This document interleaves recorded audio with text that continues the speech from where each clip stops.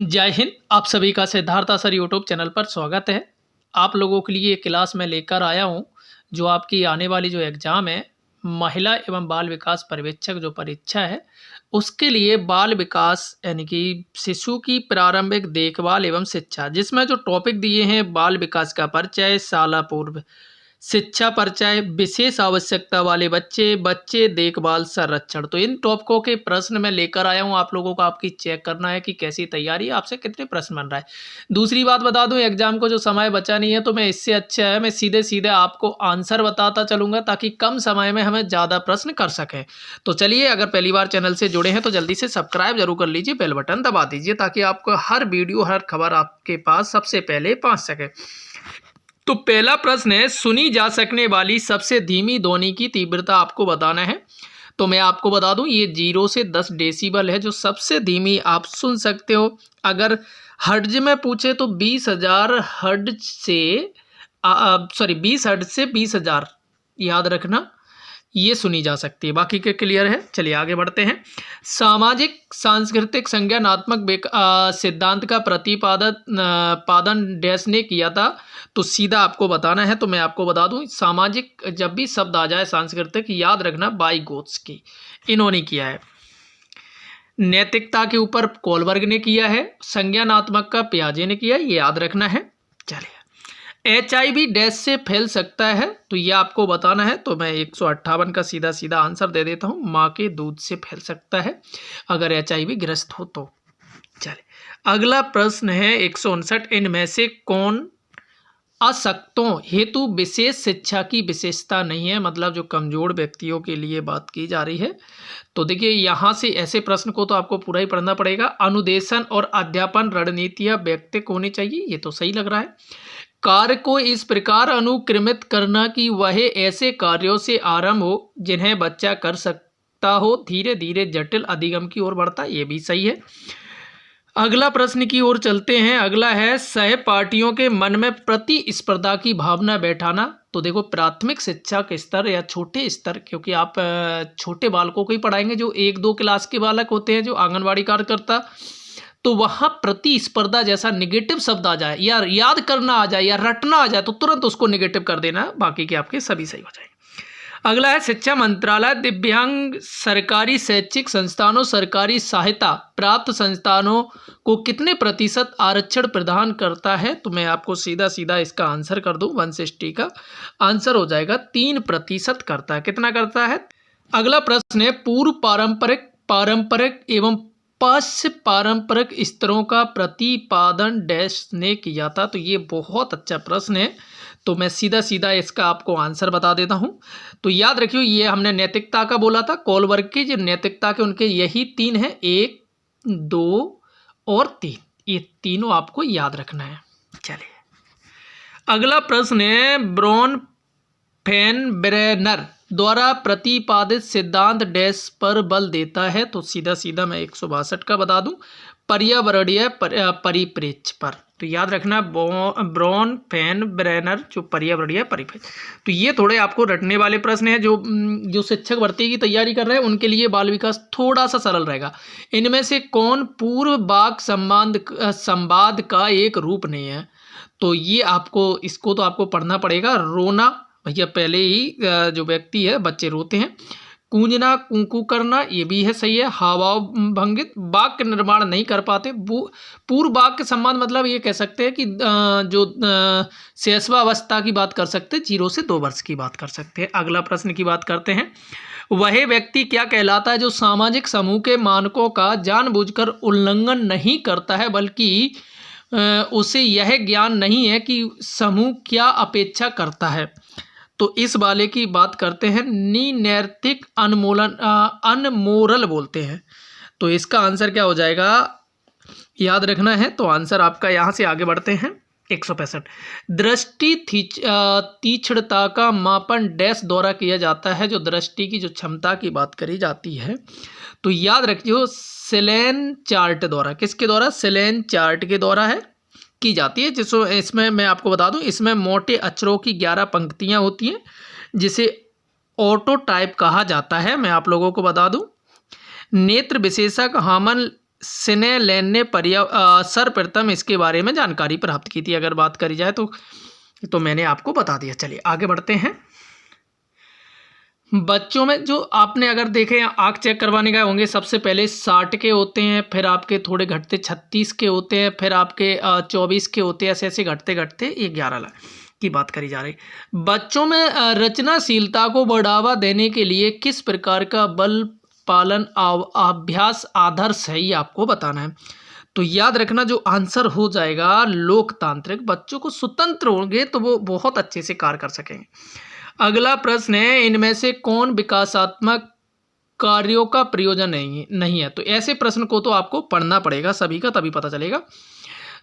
वे माता पिता और अध्यापकों को यह जानने में सहायता देते हैं कि किसी आयु विशेष के बच्चे को क्या सीखना चाहिए, ये तो सही है। विकासात्मक कार्य बच्चों को वे चीज़ें सीखने के लिए प्रेरक बलों के रूप में कार्य करते हैं जो सामाजिक समूह उनसे उस आयु में सीखने की अपेक्षा करता है। विकासात्मक कार्य माता पिता और अध्यापकों को बताते हैं कि निकट एवं सुंदर भविष्य में बच्चों से क्या अपेक्षा होगी, ये भी सही है।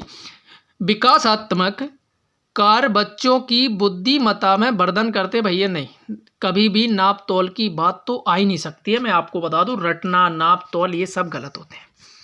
चलिए अगला प्रश्न है, संज्ञानात्मक विकास की किस अवस्था में बच्चे परिकल्पनाओं और प्रतिज्ञप्तियों के आधार पर तर्क करने में समर्थ हो जाते हैं, ये आपको बताना है।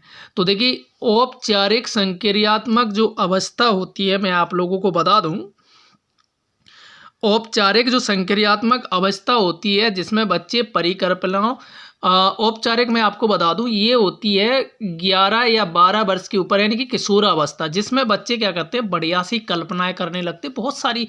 इसको सुंदरता का भी एज कहते हैं, औपचारिक को क्या बोलते हैं, सुंदरता की भी एज कहते हैं, ठीक है, याद रखना है। ये पियाजे ने दी हैं, और ये चारों अवस्थाएं किसने दी हैं अगर पूछा जाए तो पियाजे। और मैं अभी बीच में बोला भी था संज्ञानात्मक से संबंधित कौन है, पियाजे, ठीक है। अगला प्रश्न है, इनमें से कौन एक अधिगम अशक्तता का प्रकार है, मतलब कि जो कमजोरी कह सकते हैं या पिछड़ेपन का कारण कह सकते हैं, तो ये आपको बताना है। तो आंसर याद रखिए, पठन वैकल्प डिसलेक्सिया, जो पढ़ने में कमजोरी को ही हम क्या बोलते हैं, अशक्तता बोलते हैं, ठीक है, याद रखना। अगला प्रश्न है, ICDS योजना की निगरानी का उत्तरदायित्व इनमें से किस मंत्रालय का है? तो 170 का जो आपका आंसर हो जाएगा महिला एवं बाल विकास जो मंत्रालय है, जो 2 अक्टूबर 1975 में लागू किया गया था, याद रखना है। चले अगला प्रश्न है, चेतना CHETNA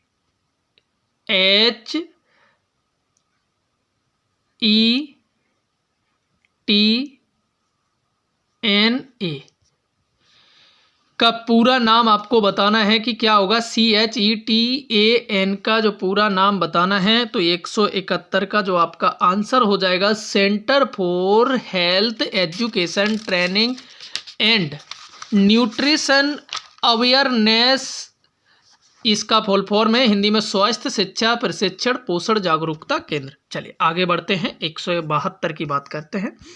अगला है कि इंदिरा गांधी राष्ट्रीय दिव्यांगजन पेंशन योजना IGNDP डैश द्वारा प्रदान की जाती है। तो मैं आपको बात क्लियर कर दूं, ग्रामीण विकास मंत्रालय द्वारा की जाती है। अगला प्रश्न है, लाल फीता डैश का प्रतीक है, तो मैं आपको बता दूं, इसको याद रखना, HIV पॉजिटिव लोगों एवं एड्स पीड़ित लोगों के साथ एकजुटता का प्रतीक है। अगला प्रश्न है, अधिगम की वह पहली अवस्था क्या कहलाती जिसमें व्यक्ति यह जानता है कि कार्य में क्या आवश्यक है और कार्य के कुछ विशिष्ट घटक क्या हैं, तो ये आपको बताना है। तो 174 का आपका आंसर हो जाएगा संज्ञानात्मक अवस्था कहलाती है। तो याद रखना कौन सी अवस्था कहलाती है, संज्ञानात्मक अवस्था। अगला प्रश्न है, निःशुल्क एवं अनिवार्य शिक्षा का अधिकार अधिनियम 2009 शिक्षा को डैश की आयु वाले प्रत्येक बच्चे को एक मौलिक अधिकार देते हैं। तो याद रखना 6 से 14 वर्ष के बच्चे को। अगर यहीं दिव्यांग आ जाए, विकलांग आ जाए, तो आपको याद रखना 6 से 18 वर्ष, याद रखना, ये दोनों चीज़ें आपको याद रखना। आगे बढ़ते हैं, सामग्री स्मृति में बनी रहे यह संभावना बढ़ाने के लिए सामग्री को संगठित या व्यवस्थित करने की औपचारिक तकनीक को कहा जाता है? तो 176 का आंसर हो जाएगा याद करना कहा जाता है। क्या कहा जाता है? याद करना। अगला प्रश्न है, इनमें से किस प्रकार के अधिगम के उच्चतर मानसिक प्रक्रियाएं शामिल हैं जो किसी परिघटना विशेष के अर्थ या सार्थकता पर विचार करती हैं? तो 177 का आंसर हो जाएगा संज्ञानात्मक अधिगम, कॉग्निटिव लर्निंग। याद रखना, संज्ञानात्मक से बहुत ज़्यादा प्रश्न पूछे जाते हैं, ये दिख रहा है। अगला प्रश्न है, पूर्व विद्यालयों शिक्षा के संबंध में इनमें से कौन सा उद्देश्य गलत है, ये आपको बताना है। तो 178 का मैं अगर आंसर की बात करूं, बच्चों में रट्टा मार स्मृति का, देखो मैंने क्या बोला था पॉली, अगर आप मेरे एक एक शब्द समझ रहे होंगे तो एक कुछ प्रश्न तो आप ऐसे ही उड़ाओगे, बस ऐसे ही आपको बस ध्यान रखना है। अगला प्रश्न है कि वस्तुएं विद्यमान बनी रहती हैं तब भी जब उन्हें देखा या सुना ना जा सकता हो, इस अवधारणा को क्या कहते हैं? तो देखिए मैं आपको बता दूं, इस अवधारणा को कहते हैं वस्तु स्थायित्व कहते हैं। ठीक है, चलिए अगला प्रश्न है, कह रहा है सिरवड़ छिड़ता मतलब सुनने में वाले लोगों के संबंध में इनमें से कौन सा गलत है? जो सिरवड़, जो सुनाई में जो गड़बड़ी है उनके लिए कह रहे हैं, तो ऐसे प्रश्न को पढ़ना पड़ेगा। यह माना जाता है कि सिरवड़ छिड़ता वाले सभी व्यक्तियों में थोड़ी मात्रा में अवशेषी सिरवड़ क्षमता उपस्थित होती है, ऐसा इनका कहना है। तो ये तो सही है। सिरवड़ छीड़ता स्वतः ही बोलने में असमर्थता का कारण बन जाती है, जो कि गलत है। नहीं, ऐसा नहीं है कि बोलने पे तो इससे कोई फर्क ही नहीं है।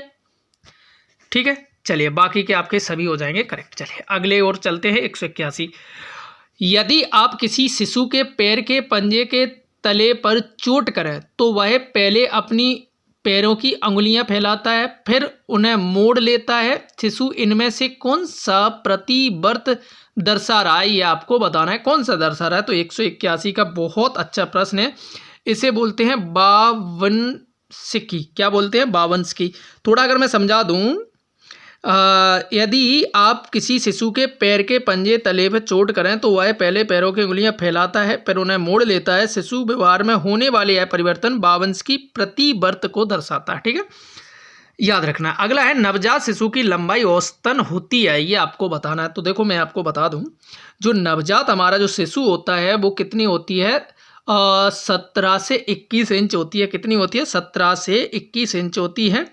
अगर मैं इसके औसत भार की बात करूं तो 2.5 से 3.5 होती है। पौंड में बात करें तो 7 पौंड के अराउंड होती है, ये आपको याद रखना है। और अगर हड्डियों की बात की जाए तो 300 होती है शुरू में, ये चीज़ें आपको याद रखना है। अगला प्रश्न है कि संवेद तंत्र की यह सिरवड़ छीड़ता में शामिल समस्याएं डैश में सीमित होती हैं। तो 183 का अगर मैं आंतरिक कर्ण में, किस में होती है? आंतरिक कर्ण में। अगला है, इनमें से कौन मुख्य धारा में लाने मेन स्ट्रीमिंग के प्रतिदर्श हैं?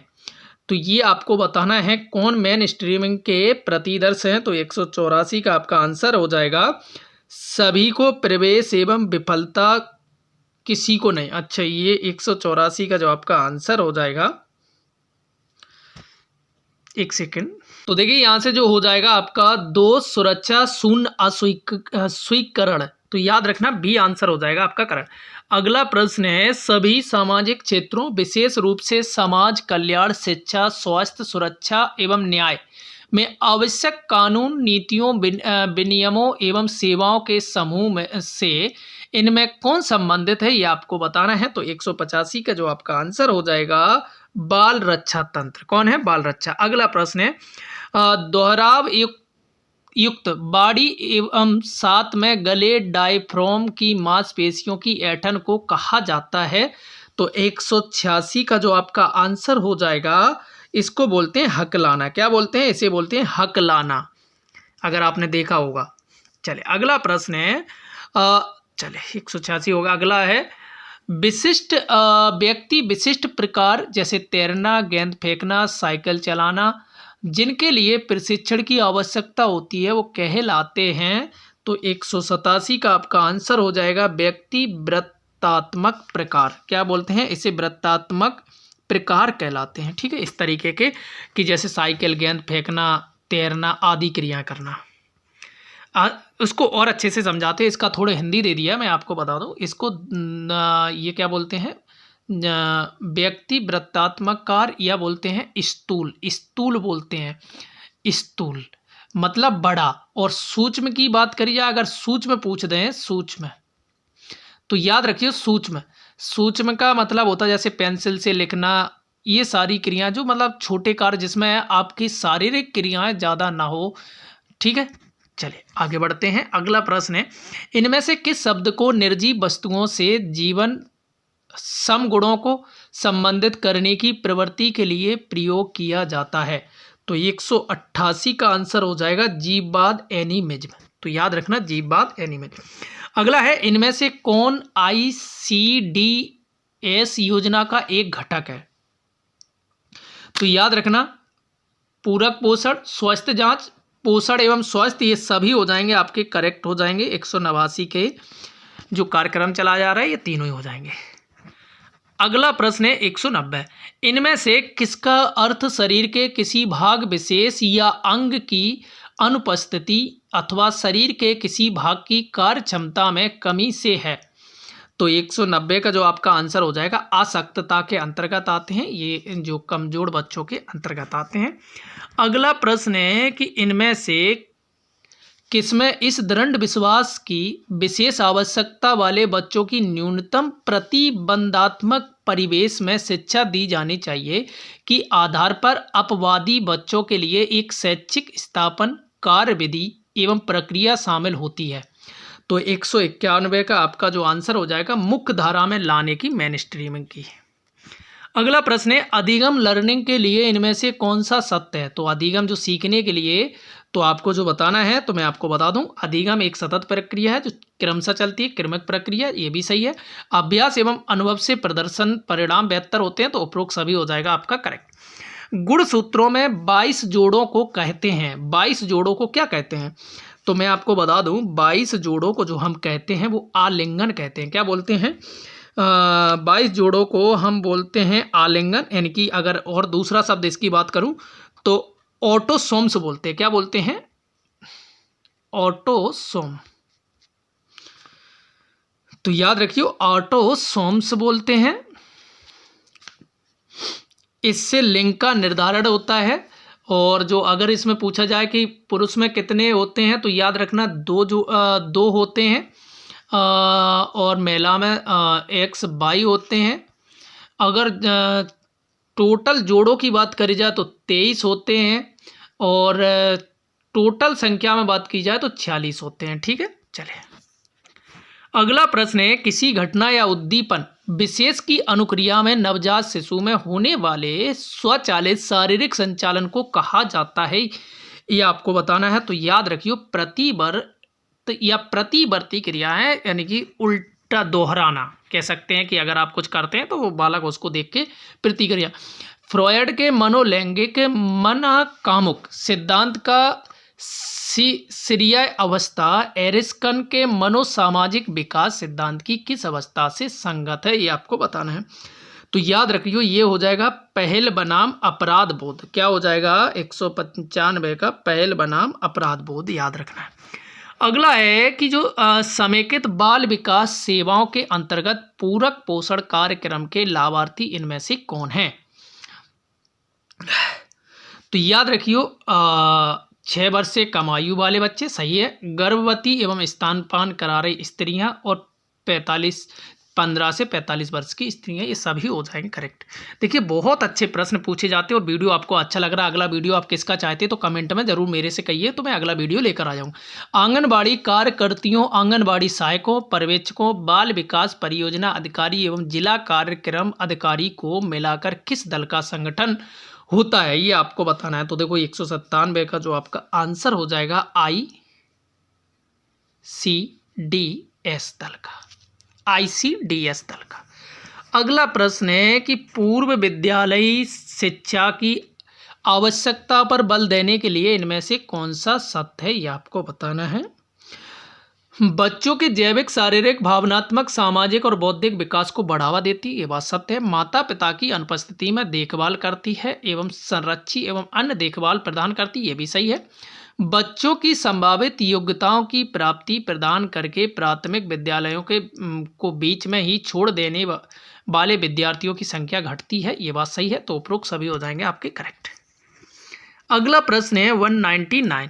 अनौपचारिक समूह में सामाजिक संबंधों के अध्ययन के लिए इनमें से किस तकनीक का उपयोग किया जाता है? तो 199 का आंसर हो जाएगा समाज मिति का किया जाता है। बहुत अच्छे प्रश्न पूछता है ये बोर्ड। भारत की केंद्र सरकार द्वारा दिव्यांगजनों को इनमें से कौन सी सुविधाएं प्रदान की जाती हैं? तो देखो मैं आपको बता देता हूं। दिव्यांग धारा 80U के अंतर्गत आयकर कटौती में पात्र, सही बात है। दिव्यांगजनों को वृत्ति कर, प्रोफेशनल टैक्स से भुगतान में छूट, आश्रित दिव्यांगजनों की कानूनी संरक्षक अभिभावक धारा 80DD के अंतर्गत आयकर कटौती में पात्र, मतलब कि उपरोक्त सभी। तो दोस्तों ये थी आपके टोटल आज के जो प्रश्न हैं, लगभग 45 के आसपास प्रश्न थे। आपको कैसा लगा सेशन कमेंट में बताइए। दूसरा वीडियो आप क्या चाहते हैं, अगर आपको ज़रूरत है तो कमेंट में ज़रूर बताइए दोस्तों। मेरी तरफ से जितनी हेल्प हो सकेगी मैं आपकी करूंगा, क्योंकि अभी थोड़ा मैं बिजी चल रहा था, इसलिए मैं आपकी हेल्प नहीं कर सका हूं। और आपको सेशन कैसा लगा कमेंट में ज़रूर बताइए। थैंक यू दोस्तों।